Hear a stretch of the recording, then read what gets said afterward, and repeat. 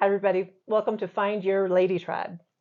So this season, as you know, is all about the midlife mindset. Hmm. But from what I understand, there's like a flip side to the whole thing. Are we going to talk about that today? I think we are. Okay, well, so stay tuned. You don't want to miss this. Welcome to Find Your Lady Tribe. I am your host, Brenda Ridgely, author, speaker, and midlife women's coach. This season is dedicated to your midlife mindset, so be sure to subscribe now to be notified of a new episode each week. I am honored to be joined this season by co-host Tresson Bryant of Love and Life Coaching. She is a mindset, trauma, and relationship expert. Join our inner circle to be the first to know about retreats, workshops, events, and receive tribe-building tips. Go to tinyurl.com/Find Your Lady Tribe to join. Are you ready? Let's go. We're back.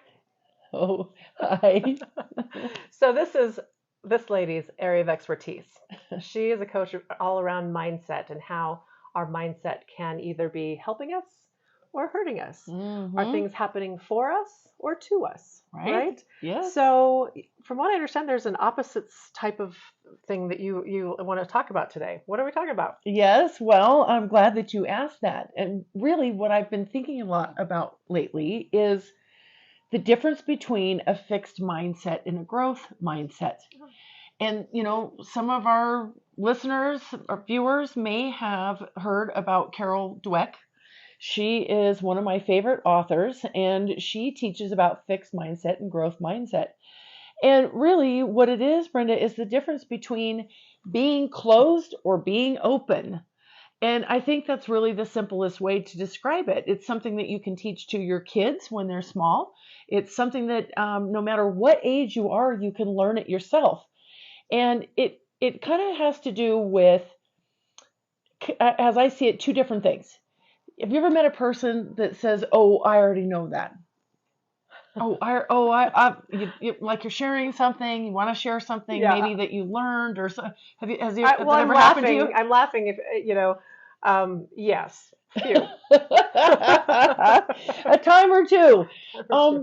And I think that sometimes we can't fault these people. They feel either really great about what they know, right? Maybe they're super intelligent people and they feel really good about that, or sometimes it's a little bit egotistical because they feel like they don't want to be one-upped or they don't want someone to show them up or something like that. It doesn't matter. Everybody's going to be a little bit different, but I think it's important for either whether you're super intelligent or whether you are a little nervous or something. When you say, "Oh, I already know that. I already heard about that. I already know that," you're automatically closing the conversation. Right. You're automatically turning the other person off, kind of like a switch. Yeah. You're also turning off your inability to take on any new information whatsoever at that point. And we may feel like we know about something, but what if we don't? Yeah, right. Like I knew that I could eat bagels all the time when I was in college and I wouldn't gain weight because there was no fat in them, right? Right. I could eat anything I wanted. It didn't have fat in it. Right. If I'd have stuck to that. Yeah. Well, I did for a while. Well, still sticking. hey, seriously. But really, if you're like, "Oh, I already know that. I already know that." Mhm. And then things change and they progress and your physiology changes and all of those types of things. So how they make bagels changes, right? So, that's like, "Oh, I already know that." The other side to this could be, "Ooh, I just don't know anything. Oh my goodness, I just don't know anything at all." Sometimes that comes from a sense of insecurity. Sometimes it comes from a sense of, I don't want to say the wrong thing, or some of those type of things. Inadequacy, maybe. Right? It Like, could be, just like, it could be that's too big for inadequacy. me. It also could be, I am an A-type personality. I don't mind opening a conversation with stuff that I don't even know about. I don't even care. I can talk about anything. For other people, it might just be that they're a little quieter, a little shyer, and they're not used to starting the conversation, or they're just nervous about saying something. So what does this have to do with fixed mindset and growth mindset? There can be certain times where you say, "Oh, I don't know. I just don't know." And that's kind of the end of that conversation as well. What if you said to someone, I don't know, but I'm willing to explore that? Well, that opens the door. It opened the door back up, didn't Yeah, it? it did. And it showed that you have an interest in growing, Right? right? And maybe knowing, and what if somebody says something to you that you don't, agree with? At that point, you still have the opportunity to take it or leave it, That's true. right? At that point. But you stayed in a space of allowing. And I think with this, as you grow in your self confidence, with a lot of the things that you're teaching people on this Mhm. podcast, Brenda, and the interviews that you're having with people, they're learning a lot of things about themselves and self love. Um, one of the biggest ways to experience a deep sense of self love is to be open to learning Mhm. and then sifting and sorting through the things that serve your highest and best good, and don't. But if you just say, oh, I don't know, Yeah, um, as you're getting this learning new things, and you have a sense of, oh, that doesn't feel right, or that feels great. That is a great way to kind of really mhm, take on that information and grow from it, because by finding out the things that we don't feel right about, and things that we do, we can go in the direction of absolutely. what feels right. Absolutely. You're going to feel your intuition when you get in this allowing space of, oh, I don't really know, but I'm willing to explore that. Or, I don't really know, tell me more. Hmm. You just Hmm. kind of, whatever that looks like for you in the conversation. Um, Also, when you say, I already know that, I already know everything, say, I thought I knew everything about that, but I don't know. I'm not quite sure that I do. Tell me a little more about that. Or I think I know everything about that, but try me. Yeah, Test try me, test me on this. test me on that. See, you already thought of something Yeah, that just kept that door open, right. right? And I think that, when we teach ourselves to think this way, we it just is, the possibilities are endless. Hmm. You're not you're not closing the door on any one thing, but then you also get to know yourself and your boundaries on what you do believe about something and what you may not typically agree on about something. So um, the fixed and growth mindset is the middle ground, so to speak, where you're open and willing to at least try something or to listen to something that you may not have thought that you needed to before. Hmm. And you can do this, you can apply the fixed and growth mindset not only with your words, but also with the things that you're trying to accomplish in life. So I think we said last time I hired myself a financial coach, right? Right. I believe in coaching on so many different levels. And one of the things that I was not an expert at was budgeting. I Hmm. knew some of it and I had done it in the past, but I really want to become really good at that. And if I wasn't willing to allow someone in to be vulnerable, then I would have been kind Hmm. of stuck without, being able to say, hey, I'm willing to go there with this. So don't just think of it as something that maybe you need to say in a physical, a verbal response, Hmm. but in a way, what if you said, okay, I have a goal that I want to get to the gym and I want to do that 3 times a week? Well, I'm open for that. I'm open for starting on Tuesday. Okay, well, you missed on Tuesday. When you have a fixed mindset, you can sometimes beat yourself up over things that are Mm. unnecessary, right? If you go, oh, I didn't do very well at that. The end. Again, the door is closed. I failed. I failed. Yeah. Instead of saying something like, wow, failure, I can actually fail forward because I learned that not going yesterday didn't feel so great to me. I think I'm going to try again today. Or Tuesdays just aren't that good for me, and maybe I should make it Wednesday instead. Seriously. So, It's always tomorrow with the workout for me. right. There you go. Okay, so that's perfect. I love that. But it's what works well for you it can work so many different ways in your life. Recently you and I have had a conversation about communication with our spouse or with our best friends or people in our tribe. And when you have a fixed mindset, um, you are kind of preparing for the worst, I think. You don't want to Mm-hmm. hear anything. There's sort of a wall that comes up with a fixed mindset. Mm-hmm. You brace yourself for something, that may not need to even be, you may not even need to be ready for that. The person might come with something that you totally weren't expecting. So, what do you think about having an open? Have you had times in your life where Brenda, let me give you one example that I could think of. Have you ever had the phrase either in your family or heard from someone else's family where they said to you, "That's just the way we do it"? Right. Do you see that as a fixed mindset or a closed mindset? That's definitely closed. Open. The one that I heard was, don't do as I say, don't do as I do. Yeah. Right? Okay, that's a fantastic example. Yeah. What did that mean to you? It means like they're not practicing what they're preaching to me to do, and why should I have to do it if you don't do it? Exactly. That's what I'm thinking. And you're just going to do as you're told, and the end. Mm-hmm. There's no more conversation about it, right? Right. So, do you think that when you heard those things that you were learning more at that time, or what did that do for you? Yeah, I was learning what not to do. I feel like that's not cool. I'm not going to use that one. Mm-hmm. But yeah. Yeah. So yeah, I guess when I think about the times in my life when I've had fixed or closed, I try to be open. I try to, but there's times when I just don't have the energy to go there. So I might have a closed, like, I know that already, can move on. Or what? So what do you say to people who just kind of think that they really don't want to go there? You know what? I think that is really a great question, and it is something that you'd want to ask yourself. Why don't I want to go there? Mm-hmm.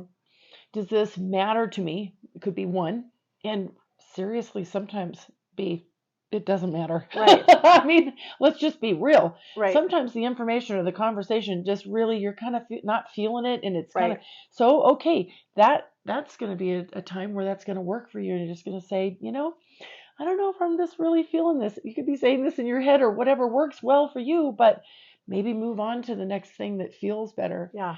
Yeah, I will say also, though, that there's been things that I've said hard no to, closed, not happening, and thought it through later and changed my mind. Mm-hmm. And those are the times that I have had the most growth of, like, when you really just kind of say, what the heck, let me have it, bring it on, and give me some new perspective here, that some serious aha moments happened, and life-changing stuff that I didn't even ask for. Right. We talked about feeling closed down when someone says to you, I already know that.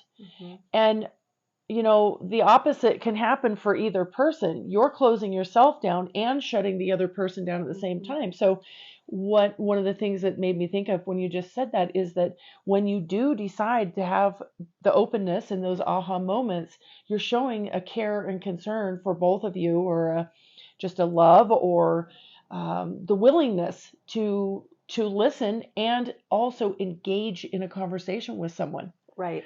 So, I mean, it could go a lot of different ways, but I think that it's valuable if you have these conversations with your kids. If you have children, I think it's valuable to have these conversations with coworkers. You could use fixed and growth mindset at your place of employment.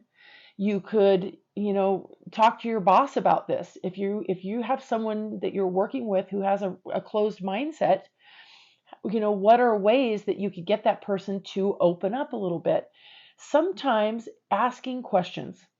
I was going to say, so give us some examples of that, right? Because there's people that you come across, and of course, sometimes I have a closed mindset, but I can see it in other people.